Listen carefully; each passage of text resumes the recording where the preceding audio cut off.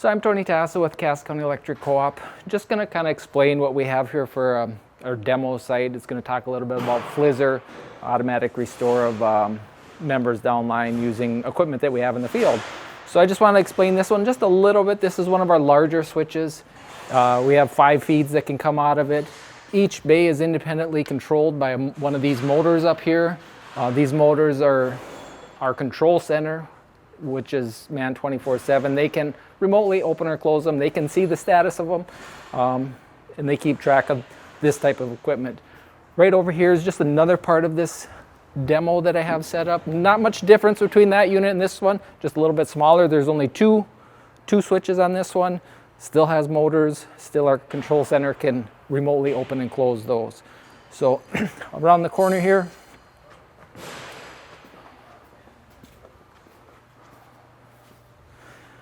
and what I have here is tried to kind of simulate what's in a substation. So these are just different types of controls. And what I wanted to stimulate or kind of show with this is the different equipment manufacturers that works with this FLISR system that we have. So this here would be a control that's located inside a substation building. We'd have cable run out maybe 30, 50, 60 feet from the building connected to this. This is the actual breaker. So like a breaker in your house. When the breaker opens in your house, you lose power to that portion of the house.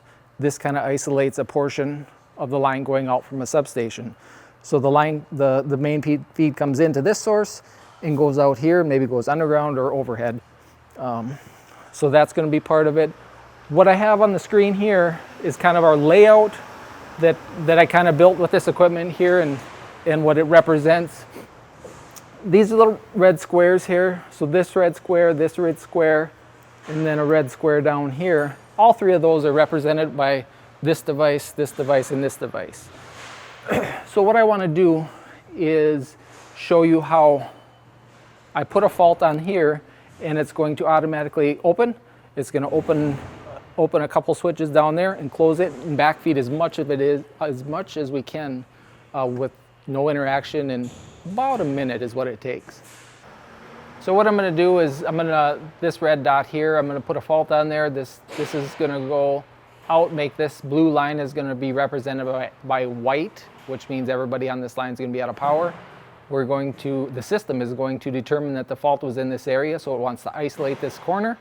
It's going to open this device, close in the substation breaker, turning this back to blue, and then it's going to calculate, can I pick up this section of line on this particular source by closing in this green square, which would make all this the teal color. So I'm going to put a fault here, and I'll just kind of sit back and try and explain it, and it'll do what it should do.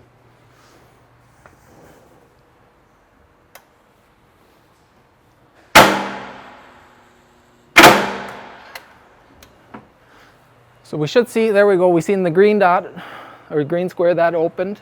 Now our line went out. It's doing some calculations in the background. It's seen that the fault is actually on this corner here. So here shortly, this device will open. And then this device will open. So there was device 1 that opened. It'll turn green. This one here will do the same, turn green. Represented by both those open there. Our breaker just closed back in, so this should turn back to blue. And this should turn red as soon as it closes here. And what it's doing right now is calculated the amount of load that it lost from this line, and it's determining, can I feed it from this source? So that's why it takes a little bit longer. This one just closed, should turn red. And now this is teal. And we should get a status down here saying everything is complete. That's what I wanted to show, is how all this equipment, the different vendors, we can get to work with this one software. It all works together, how it's easily expandable, so as we continue to add more of these devices in the field, we can continue to isolate the lines down to less members of power being without power. It's just another tool that's in our basket to keep the outages down and reliability up on our systems.